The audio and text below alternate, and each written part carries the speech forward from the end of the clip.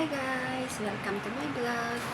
Gusto ko lang ipakita yung ginawa ko kanina. Diba, naglagari ako. So, bale, naikabit ko na siya. Dito ko siya nilagay, oh. Diyan, sa headboard ng bed namin. At saka, maayos naman siya tingnan, diba? Oh, diba? Ayan siya. Maganda, diba? Tapos yung isa naman, yan. Yan yung sa kabilang side. Yan. Hindi ko malagyan dun sa part na yon, dun sa part na yon kasi may wire doon. Ang hirap lagyan. Pati rin dun sa kabila. Kaya pinantay ko na lang na ganyan. Diba? Okay naman siya.